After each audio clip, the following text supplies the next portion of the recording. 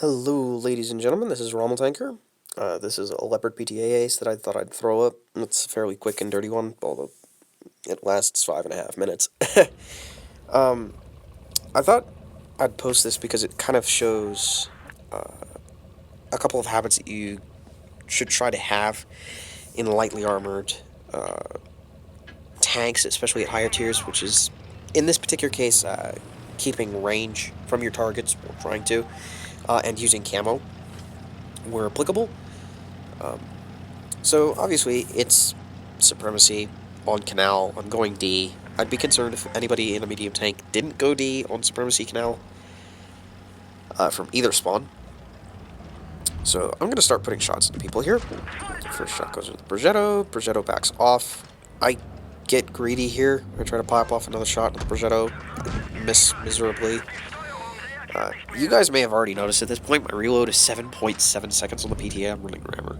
Or I'm running calibrated shells. I get a shot into this T-62. T-62 tries to pull forward to get a shot into me. He's not a very good player at all. He sits there and tries to get another shot at me. Fails. Grill 15 sitting there behind him trying to get shots into me. Actually, all three of these tanks are trying to hit me.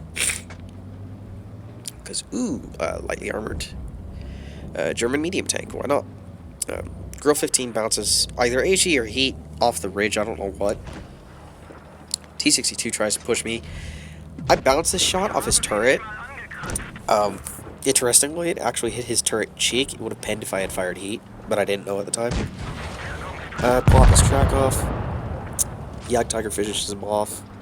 I pull around here, try to get a shot at the Progetto, and suddenly the M60 dies. And now I'm out of support on this decap area.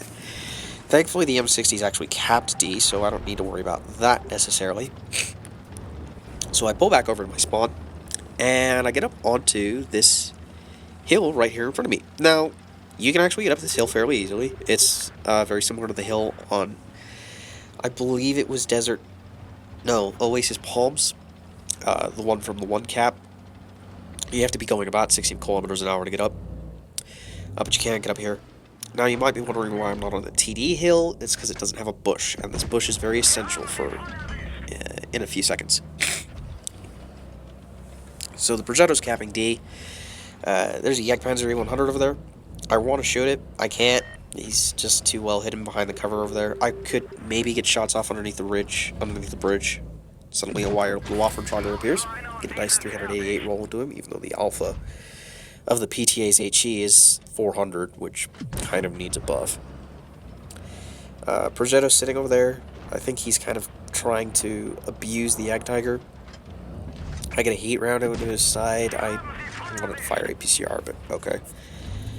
Suddenly, this Grill 15 pulls up. He's 200 meters away, so if I had fired without this bush, he would have spotted me just now, and I would have been obliterated by the Jagdpanzer 100, or the Waffentrager, or him, or the Progetto, or all four. But as it stands, I'm behind the bush. He can't see me. And I'm 15 meters behind this bush, roughly 15 meters.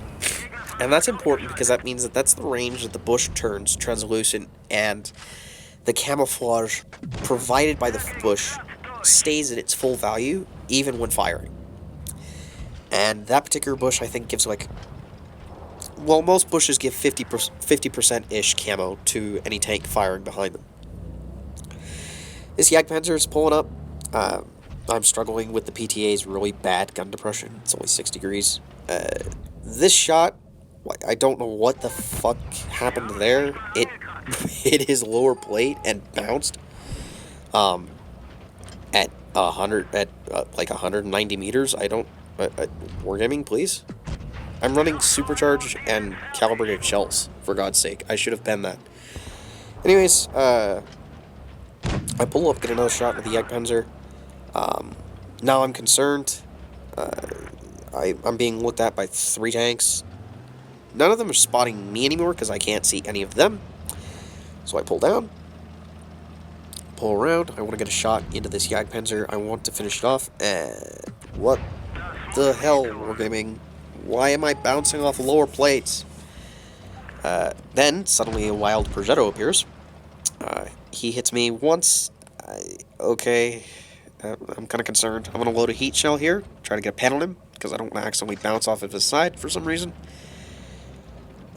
There's the pen. He's going to whiff a shot off my upper plate. Talk about lucky RNG. He's going to bounce another. He's going to miss another shot. And then he's going to bounce off my upper plate again. And then suddenly the T-54 bounces off my ass. I don't know how that happened.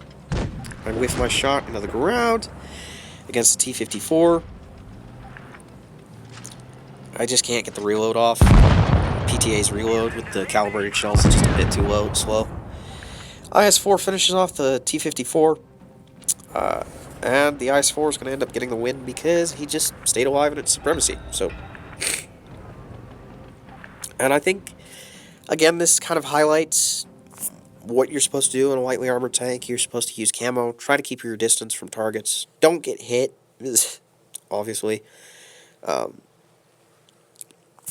So as you can see, Ace, High Caliber, this award, I can't pronounce finish for the life of me. Bunch of nice ribbons. All credit to my team and to the enemy team. They actually both did fairly well, which is surprising considering all the Muppets at Tier 10. Aside from that, there's not really a whole lot else to go on here. I mean, yeah, you have these medals and points earned in Supremacy. 50 from 2 kills. Yeah. So, aside from that, not much else. Who knows, maybe you guys can get an ace in the PTA with a lower bar than me. For anyone curious, for the ace bar itself, there's my damage caused and assisted damage in number of spots, because that actually does matter. I mean, before anybody gets concerned with how I sound, I've just got a really nasty head cold / sinus infection, so no big deal there. I'll get over it in a few days.